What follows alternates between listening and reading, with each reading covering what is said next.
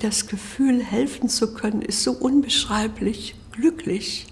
Das macht so glücklich. Und es ist eigentlich unbeschreibbar.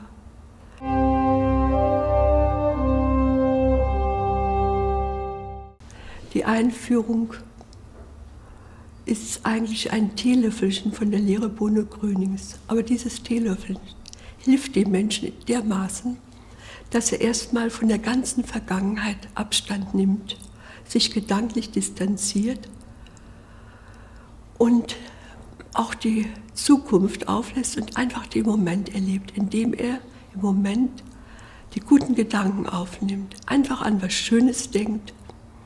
Und wenn man an was Schönes denkt, kann man nicht an etwas Schlimmes denken, das geht nicht, zusammen geht das nie.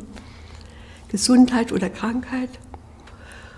Und dass er nicht mehr zurückschaut in die Vergangenheit, die ihn bedrückt hatte, belastet hatte. Und dass er erkennt, dass es immer seelisch war, die Belastung. Und dass der Körper ein Seismograph ist, der anzeigt, hier, du tust verkehrt, du denkst verkehrt.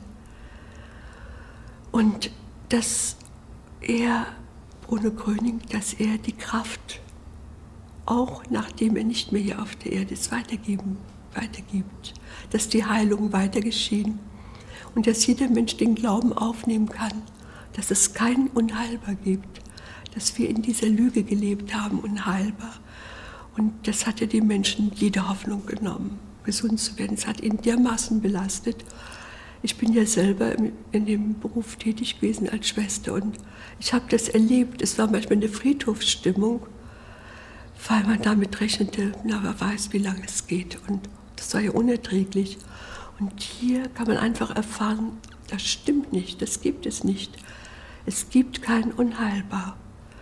Und dass Gott der größte Arzt aller Menschen ist, dass der Mensch sich wieder an Gott wendet und durch Bruno Gröning um Hilfe bittet. Ich sage, bitte hilf mir. Und er sagt, ich verbinde sie und dass die Menschen erleben. Wir hören dann eine gute Musik zuvor, dass sie so richtig abgeben können, sich lösen können und dass sie auch dann lernen, den Strom aufzunehmen, indem sie sich gelöst haben und auch wissen, durch welche Türen dieser negative Gedanke hereingekommen ist. Durch Angst, Sorge, Ärger, Traurigkeit, Zweifel, alle diese Gedanken, dass einem die direkt mit unten verbinden und dass man dass man sich lösen muss, gegen sie angehen muss, gegen diese Gedanken. Denn die Angst hilft keinem Menschen. Es ist eine sehr miese Einladungskarte für alles Ungute. Die Sorge, mit Sorge habe ich auch noch keinem geholfen, auch nicht mit Mitleid. Und ich hatte sehr viel Mitleid, wenn ich so die Patienten sah oder auch mit der Natur, dass sie so strapaziert wurde, so rücksichtslos. Mit allem hatte ich Mitleid, mit den Nachbarn, alle, die da kamen. Und ich habe mitgelitten und das tun viele Menschen. Und dass sie das nicht brauchen, aber ein Mitgefühl haben, indem sie sich einfach einstellen und die Kraft aufnehmen. Und das hat mir auch in der Einführung sehr viel gegeben, dass ich damit wirklich aktiv was tue, durch Bruno Gröning und mit Erfolg. Ich hatte eine Frau eingeführt, die sich nicht mehr rühren konnte vor Schmerzen, die auch nicht mal den Kopf bewegen konnte. Es waren mehrere Nervenstränge eingequetscht durch die Wirbelsäule. Es reicht ja schon, wenn einer belastet oder entzündet ist, zum Beispiel der Ischias, das reicht schon. Und sie hatte mehrere Nerven eingeklemmt und musste sehr viel Schmerztabletten nehmen, auch Schlaftabletten. Und sagt sie, das hielt nur eine halbe Nacht an, dann hat sie laut schreien können. Und sie war auch viel therapiert worden. Und dann kam sie zu uns nach Haus zur Einführung. Sie sagt, sie kann sich gar nicht bewegen, nicht ins Auto steigen. Und sagt sie, da muss ich ganz viel Schmerztabletten nehmen, dass ich überhaupt das Ganze aushalte. Und dann kam sie mühsam in unser Haus hinein. Und da hat sie eine Ewigkeit gebraucht, von der Tür bis zum Sofa, mit 2 Krücken. Und sah auch so schmerzverzerrt aus im Gesicht. Und diese Einführung war besonders lange an dem Abend. Das war bis nachts 23:30. Irgendwie ergab sich das so und plötzlich sagt sie, ich kann den Kopf drehen. Ich wusste gar nicht, was sie alles nicht konnte. Und dann sage ich, ja, das ist ja nicht schlimm, das kann ja jeder Mensch den Kopf drehen. Ich sagte, das konnte ich nicht. Und dann hat sie auch die Schultern bewegt, das kann ich ja auch. Und dann ging sie mit den Krücken so hinaus aus dem Haus. Sag ich, die können Sie hier lassen. Nein, sagt sie, die brauche ich doch, die Krücken brauche ich.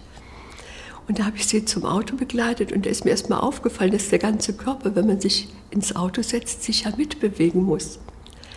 Ja, und das war Freitag und Mittwoch kam ich hier ins Jugendgästehaus zur Gemeinschaftsstunde und da lief da eine Frau mit ganz schicken Schuhen und stützte einen alten Herrn und die ist neu, die ist noch gar nicht eingeführt, die kann ja unmöglich hier in den Freundeskreis kommen.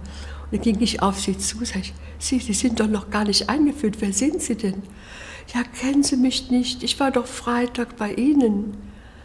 Und sie hatte mich zwar am nächsten Morgen angerufen, um 10 so, sagt sie, Frau Leugen, ich bin im Himmel. Sag ich, wie ist es denn im Himmel? Will ich ja nun wissen. Ne?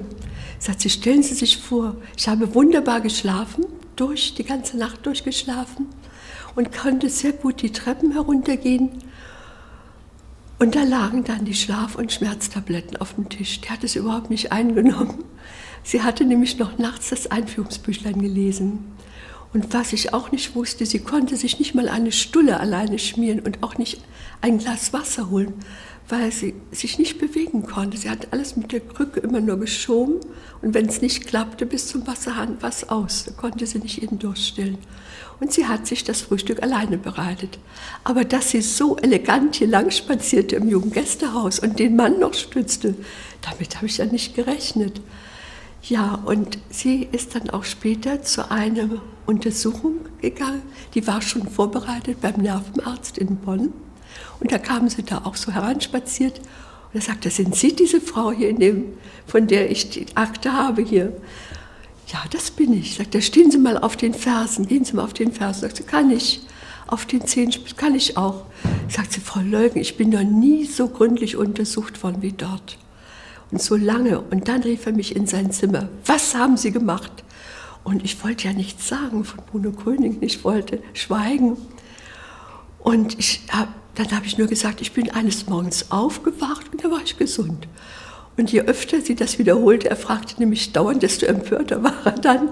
Sagt sie, ich musste dann was sagen. Und dann sagt sie, ja gut, ich will es Ihnen sagen. Ich habe gebetet.